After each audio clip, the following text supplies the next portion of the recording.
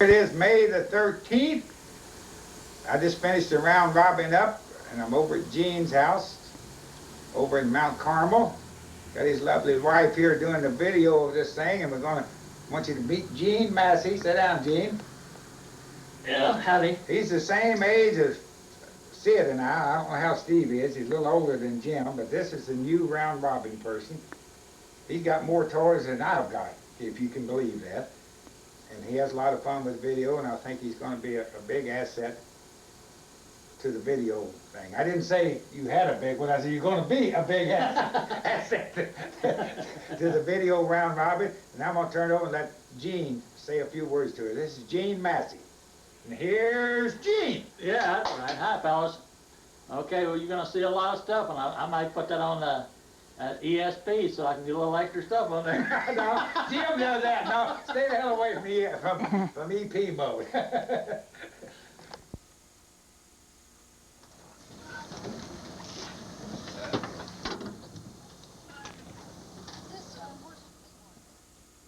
Okay, here we are. We're out on the boat here going on Lake Jocassee in Greenville, South Carolina. I'll let a little bit of this tape run while I'm telling you a little bit about myself.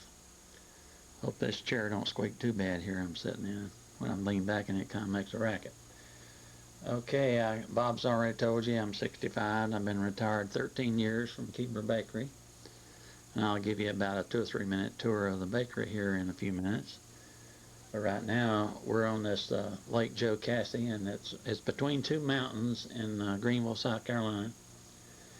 And it's 400 to 600 foot deep. And I bet that water's ice cold because some places you can just look and it's straight up mountain on both sides. But it's a really pretty place. I've been working on videos for about, I'd say, got my first recorder in 78, and then I got my first camera in 1980.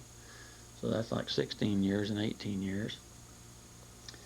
And I love to play with video and special effects and 3D graphics, and I see one of you there has got the video toaster, and I've played with that before and had a lot of fun with it.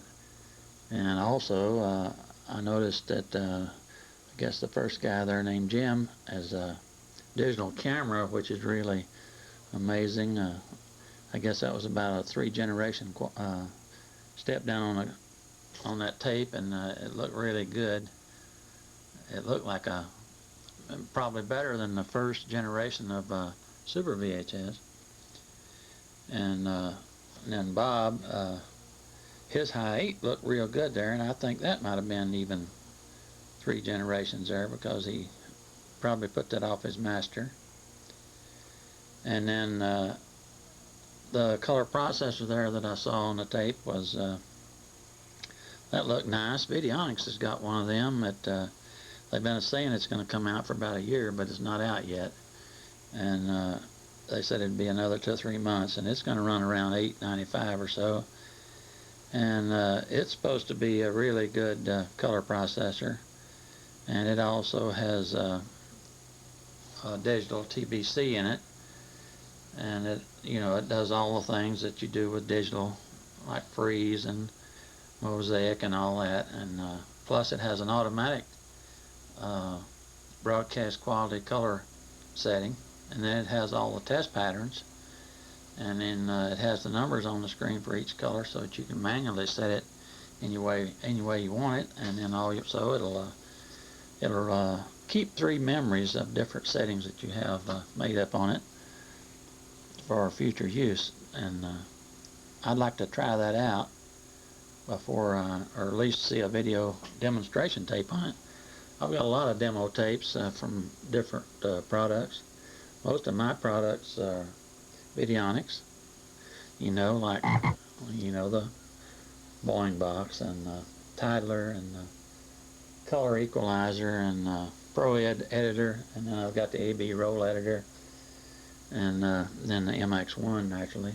And so I've been buying their stuff along as fast as they put it out. And then I'm hoping to get this palette out before too long. I'd like to at least see a demo on it. Maybe I won't get one, but I'd like to check it out and look at a few different things before I buy something. Because it seems like I keep everything that I buy, because I've got like 7 or 8 cameras and 10 VCRs, and I need to sell some of this stuff really, because it's just packed away here. Most of it. I've got 3 camcorders and about 5 video cameras, so I need to get rid of some of it and dig it out. I probably got some stuff I forgot about, but I think I'm going to enjoy being on this with you guys. I've done looked at you guys' tape here that Bob brought over, and he said he kicked this down to VHS instead of Super, and then I'm running this on the stereo tracks and the mono track. So I don't know if you guys can, if you guys have stereo VCRs, then it would automatically go up on that track, and then you might miss the audio if we insert it. So I'm leaving the audio on everything so you can't miss it. And I've got this cut down pretty low on this lake, and so I'm gonna pull back here for a minute and just show you a little demo tape from Keebler Bakery.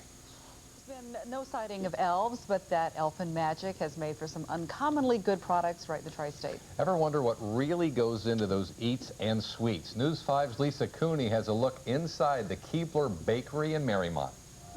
This is the Streetman Biscuit Company here in Marymount way back in 1927. Today, it's the Keebler Company, and it's inside this 500,000 square foot bakery where the elves do their work. More than 800 employees keep this bakery going 24 hours a day, many times 7 days a week. Here's how the typical routine begins. The dough is mixed, thousands and thousands of pounds of it. The quantities of dough are mind-boggling. Each of the doughs are probably in the vicinity of 2,000 pounds up to 2,500 pounds. The vats are then left in this huge room while the yeast does its stuff, making the dough rise. It's then rolled and formed into Keebler creations, whatever they may be. Here you see pecan sandies. Typically, we run 6 production lines. Each of those lines would run a different product. Some of the lines may, in fact, run more than one product. We try to serve the full range of consumers out there from the restaurant, food service, and retail. Therefore, we may be running both items on the same line at the same time. And, of course, more ingredients are added, like to the Chocolate Lovers Chips Deluxe. Then it's baking time, and the ovens are a story in themselves. Each of the 7 ovens is 300 feet long, the length of a football field. Those ovens range up in age from 50 years up to approximately 4 years, 5 years, to today's state-of-the-art oven. It's a 58-inch wide oven. This moving wall you see in front of me is crackers, nothing but crackers. 8,100 pounds of crackers come out of the oven here every hour. And if you placed every cracker they make here in a 24-hour period, end to end, the line would stretch all the way to Fort Lauderdale, Florida. That's a lot of crackers. And a little Zesta history for you. The cracker was originally developed by the old Streetman Bakery, and as you know, Keebler has kept it going. And at a dizzying high rate of speed, packing hundreds and hundreds of crackers every minute. And it is a high-tech operation. Each line is scanned by a metal detector to make sure they're safe for the consumer. And the creations are graded several times a day. Everything is checked: size, weight, salt, and moisture. We want our consumers to enjoy opening a pack of Keebler products, and so that they come back and not only buy more of our products so that we can satisfy them more. Lisa Cooney, Cincinnati's News 5.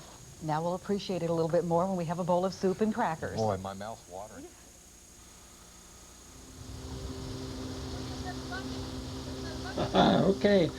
Okay, we're back again. Yeah, I was looking here that one of you guys, I believe, is a musician, and professional musician. I believe it might be Sid. And my son's a musician. He's been playing professionally for about 25 years or so. He really started when he was just a little kid, about 10 years old. And they started playing at YMCA and around when they was too young to go in anywhere where it's selling beer or anything. And he got cancer last year on his leg, just like Bob's daughter had it, and he went through everything with the chemo and radiation and everything last year, so we had to put everything on hold just to, you know, go through that with him and get him over that. And he's doing real fine now, and he's a supervisor down here at the River Star ballpark on their maintenance. He takes care of the field and everything. And I don't know if he'll go back into music or not, because he said he's getting a little too old for rock and roll, and a lot of places now want you to play country, and he didn't want no part of that. And he used to be in hard rock, and then he softened it up, and then he went into more modern, and he played that for a while, and that's why he was playing when he quit. But they had a couple of jobs that they wanted him to do in country, but he wouldn't do that. He done that about 10 years ago, I guess. He played for a little bit there and playing country, and I went to see him when he played country, but I think we went out and filmed him a time or two when he was playing that rock and roll. But I like to hear I like to hear country music myself. I ain't into that rock and roll stuff. But I've got 2 daughters now, and they start talking about Dave Ketchum and different different country stars that I know and the wife knows and listen to, and it's unbelievable that they never would have nothing to do with it when they was kids and teenagers. Now they're getting up, in their early 30s and 40s, that they're liking the country music now, which is hard to understand how they switch over like that. But I've always liked country ever since I was just a little shaver. I listened to the Carter Family and right on up, and of course I was a big Johnny Cash fan. And I used to play a little bit in bars, but not professionally, just for a guest appearance or something other years ago with buddies of mine who was in the music business, and I'd maybe get up there and sing one with them or pick one or something. But I've not even picked a guitar up in many, many years. I've got a couple here, but I just lost interest after my brother-in-law had a heart attack and died. He's 38 years old, and I was teaching him to play, and he just died one night in his sleep. And it just I just quit playing after that. And of course I've got another brother-in-law now that he plays a lot, and sometimes he'll come over and pick, and but I just listen anymore and don't do no playing. So let's see what else I got on my notes here. I was looking at all this stuff. Yeah, I'd like to, I think that's Jim's got the digital camera. I'd like for him to turn that one camera on the other and let us kind of take a look at it. I've looked at some of them in the books, and but I'd like for him to turn that around. He said he had a 1-chip and a 3-chip, and I'd like for him to give us a little demonstration on that so we could see if there's any difference. He said they look just alike, so that'd be great. I don't know what the difference in the price is, but they should be pretty good difference between a 1 and 2-chip. 1 and 3-chip, because there is on a Panasonic. I got a AG450, and it costs like $1,450, and the 2-chip camera then is $3,000, which is a 460. And there's not much difference in them. I've used both of them, and the picture looks pretty much the same. Both of them takes a good picture, but they're not a low lux camera. Actually, the 450 is a 14 lux. With gain up, you get it down to about 7, but still takes quite a bit of light. I've got a couple of 1 lux cameras, sharp cameras, that I use at church, and that way you don't have to have a lot of extra lighting. You can take it just about anywhere with a, as long as it ain't dark, you can take a pretty good picture with it.